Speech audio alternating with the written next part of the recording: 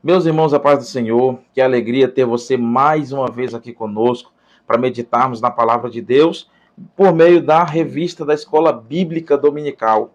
Eu sou o presbítero Marcos Ferreira, estarei comentando essa revista que tem por título A Prova da Vossa Fé, Vencendo a Incredulidade para uma Vida Bem-Sucedida. Em primeiro lugar, eu quero pedir que você se inscreva aqui no nosso canal, que você possa deixar o seu like, que você possa deixar o seu comentário e que você possa compartilhar com o máximo de pessoas que você puder, para estar assim abençoando também outras vidas.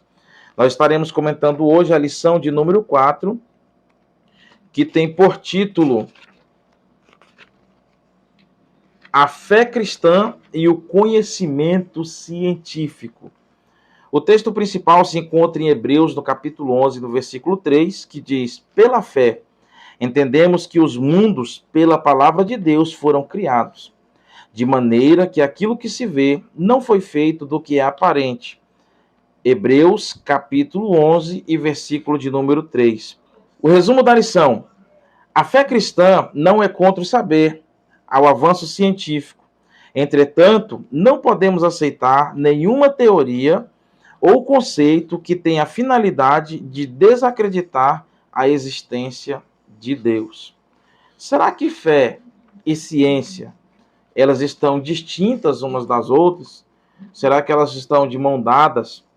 Vamos aprender isso hoje nesta lição. O objetivo no primeiro ponto é explicar o que é o racionalismo. No segundo ponto é mostrar a importância da ciência.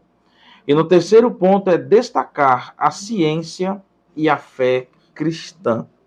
E já partindo aqui para a introdução, diz assim: é comum ouvir entre os crentes que o avanço da ciência pode causar danos à fé cristã e que não há espaço para a ciência dentro das escrituras sagradas. Entretanto, veremos nesta lição que a ciência e a fé cristã não são inimigas.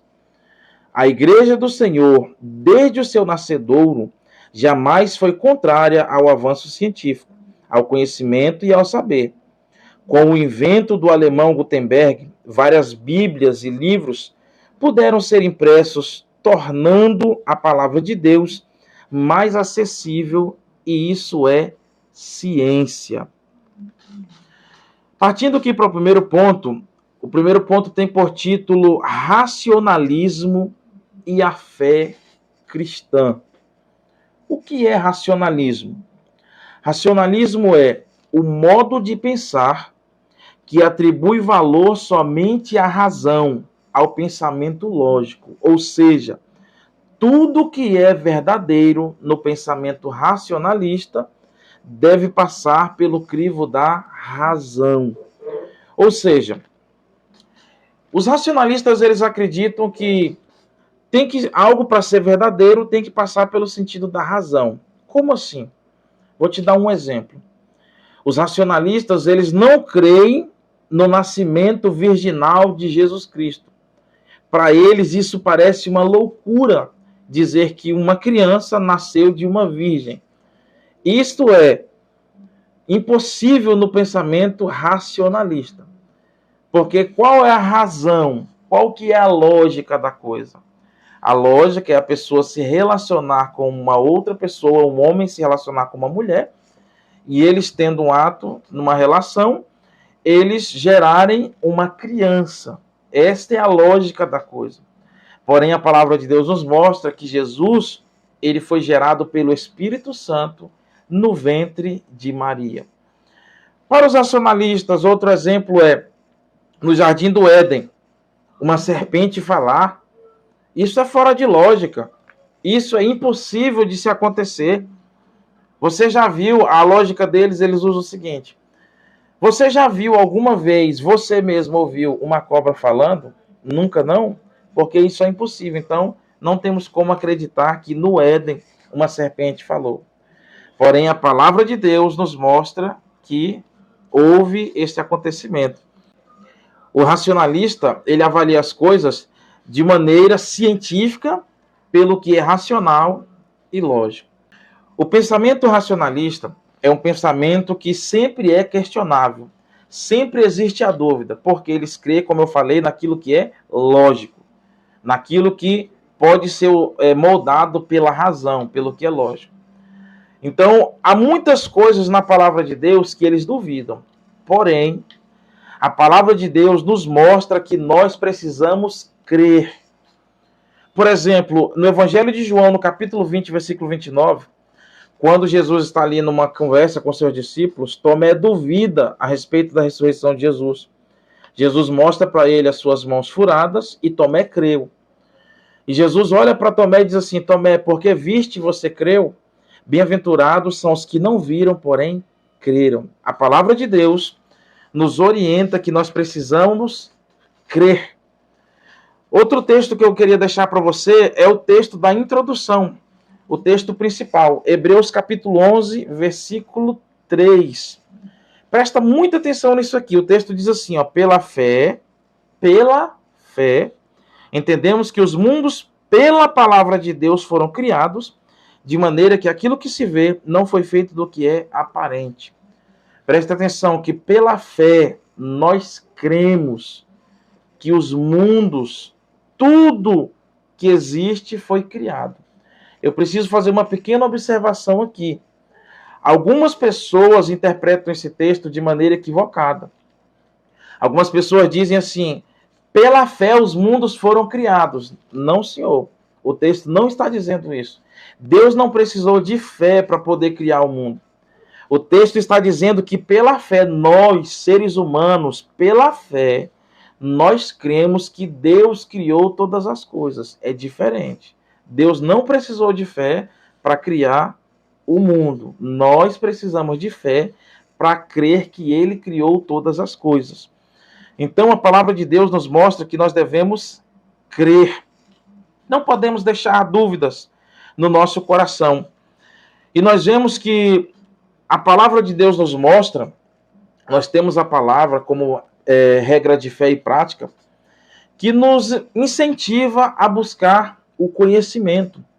Nós temos como maior incentivador na busca pelo conhecimento a própria palavra de Deus. Isso mesmo. Primeira coisa que eu preciso dizer para você: quem foi que deu inteligência para o homem? Foi Deus. Quem foi que deu a capacidade do homem aprender as coisas? Foi Deus.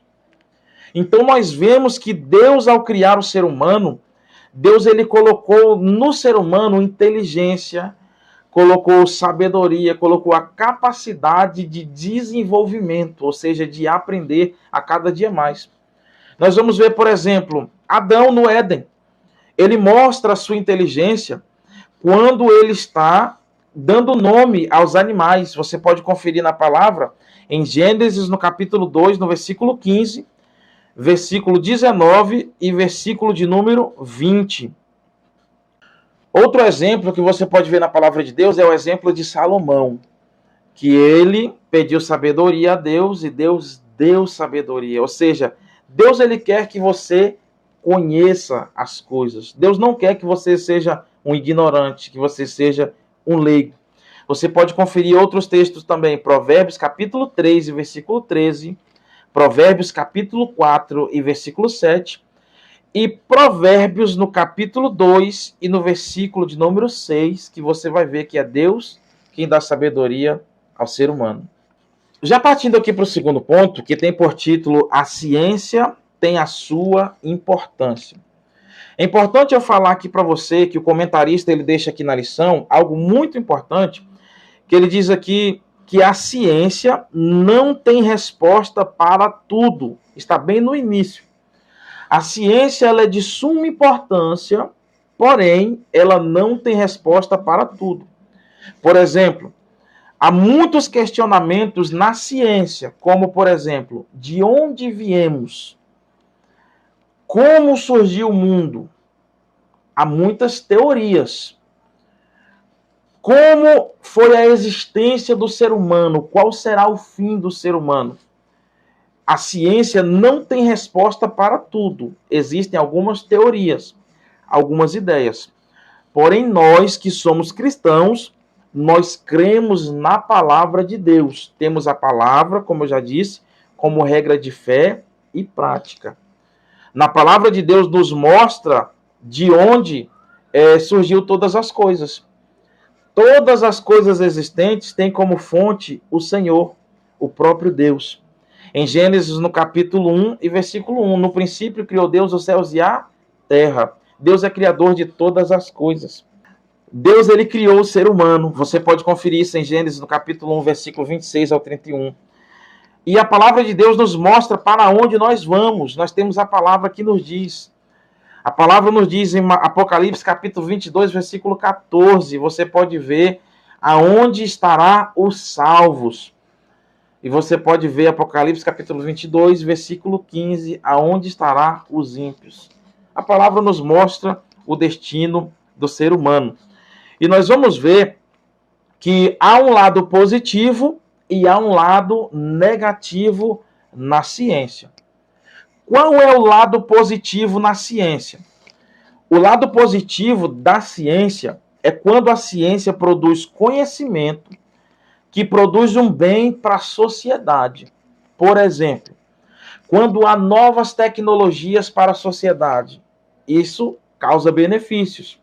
Você está me assistindo neste momento, talvez de um computador, talvez de um smartphone, de um iPhone. Alguém criou esse aparelho que está aí na sua mão. Foi importante.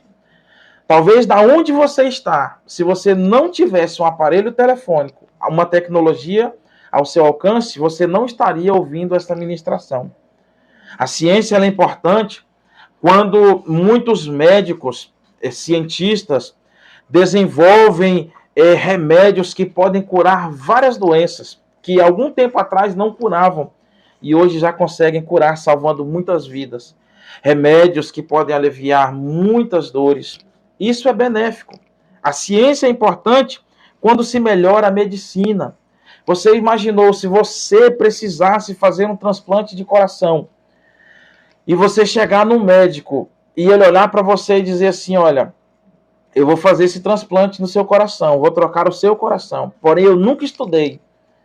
Você teria coragem de deixar ele fazer esse exame, esse transplante em você? Jamais. Você vai procurar alguém que se especializou. Então a ciência ela é importante. Daniel estava em Babilônia. Você pode conferir Daniel capítulo 1, versículo 3, versículo 4 e versículo 17. Eles cresceram em ciência, eles se desenvolveram. Então a ciência ela tem o seu lado positivo. Agora, qual o lado negativo da ciência? É quando a ciência é usada para tentar provar que Deus não existe. Ou seja, quando se torna um sistema anti-Deus. Quando querem fazer as pessoas desacreditarem de Deus. Eu vou dar um exemplo para você na palavra. Êxodo capítulo 7, versículo 11. O texto diz: o faraó, porém, mandou chamar os sábios e feiticeiros e também os magos do Egito. Fizeram a mesma coisa por meio das suas ciências ocultas. Ou seja, Moisés estava ali usando pelo poder de Deus, fazendo maravilhas, e os magos, os sábios, os feiticeiros de Faraó usaram ciências ocultas para tentar dizer que aquilo que Moisés estava fazendo não era verdade. A ciência, no seu lado negativo, é quando ela é uma ciência anti-Deus, querendo tirar a glória do Criador, querendo fazer uma manipulação nas mentes das pessoas. Já partindo aqui para o terceiro ponto, que tem por título A Ciência e a Fé Cristã, você pode ver que Deus é quem nos deu inteligência. E toda inteligência que Deus nos deu, devemos usar para a glória de Deus. Deus ele te deu inteligência, use para a glória de Deus. Eu preciso falar algo aqui que eu falei na lição passada.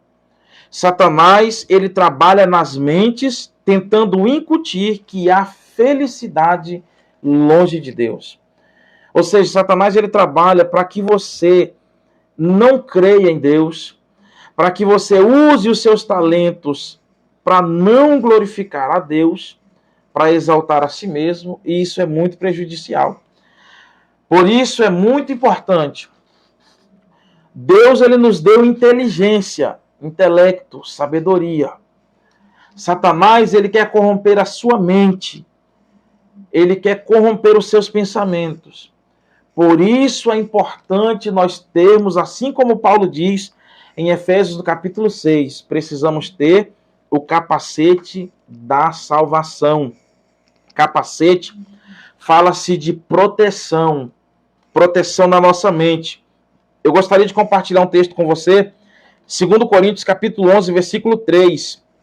O apóstolo Paulo diz assim: mas temo, preste muita atenção, que assim como a serpente enganou a Eva com a sua astúcia, assim também sejam de alguma sorte corrompidos os vossos sentidos, os vossos pensamentos, e se apartem da simplicidade que há em Cristo. Ou seja, Satanás, ele trabalha para confundir as mentes. E eu deixo outro texto para você. Tem o capacete da salvação, como está em Efésios capítulo 6, que é uma armadura do Espírito, e tenha também pensamentos que glorificam a Deus. Você pode conferir Filipenses capítulo 4, versículo 8.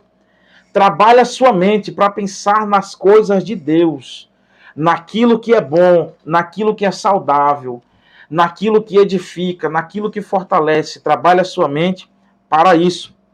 A falsa ciência, que é a ciência no sentido negativo, ela induz ao pecado. Você vê que a ciência, a falsa ciência, trabalha até na mentalidade das crianças, em desenhos, em entretenimentos, tentando confundir as mentes das crianças, para corromper as mentes das crianças. E nós sabemos a importância da ciência e de seus benefícios, porém rejeitamos a falsa ciência que induz a desacreditar em Deus. Nós vemos que muitos jovens, ao irem para a faculdade, eles acabam se corrompendo, acabam afastando-se de Deus. E é muito prejudicial e é muito triste isso. Por isso, jovem, professor, eu deixo uma palavra para você. Nós vemos aqui que há uma importância de se manter um bom relacionamento com Deus. Precisamos ter um bom relacionamento com Deus. Nós precisamos conhecer mais a palavra de Deus. Você precisa conhecer mais. Eu gostaria de compartilhar o texto, você pode conferir João capítulo 5, versículo 34, que fala sobre isso. Conhecer mais a Deus. Conhecer mais a palavra de Deus. Mas não basta apenas conhecer. Precisamos praticar a palavra. Em Tiago, no capítulo 1, versículo 22, diz: sejam praticantes da palavra e não apenas ouvintes, enganando a vocês mesmos. Aquele que ouve a palavra, mas não põe em prática, é semelhante a um homem que olha para a sua face no espelho e depois de olhar para si mesmo, sai e logo esquece a sua aparência. Mas o homem que observa atentamente a lei perfeita, que traz a liberdade e persevera na prática dessa lei, não esquecendo o que ouviu, mas praticando, será feliz naquilo que fizer. Não adianta, jovem, você apenas ouvir a palavra de Deus, você precisa colocar em prática. Isso vai fortalecer você. E eu já parto aqui para a conclusão com uma dinâmica. A dinâmica que você vai fazer, professor, em sala de aula, é você vai colocar alguns trechos que eu vou deixar aqui na descrição do vídeo, para que você possa compartilhar com seus alunos. Você vai pegar e vai escrever num pedaço de papel, em vários pedaços de papéis, alguns conceitos científicos, e você vai perguntar para os seus alunos se esse conceito científico tem base na palavra de Deus. Por exemplo, um conceito científico é: o universo teve um começo. Isso é um conceito científico. Você vai perguntar para o seu aluno, vai entregar o papel para ele, e vai perguntar: esse conceito científico de que o universo teve um começo tem base na palavra de Deus? É óbvio que sim, né? Você vai ouvir as respostas dos seus alunos. E vai pedir, se é possível, eles dizer algum texto que baseia isso, dizendo que o universo teve um início. E o texto é Gênesis capítulo 1, versículo 1. No princípio, criou Deus os céus e a terra. Então, essa é a dinâmica para você compartilhar com os seus alunos.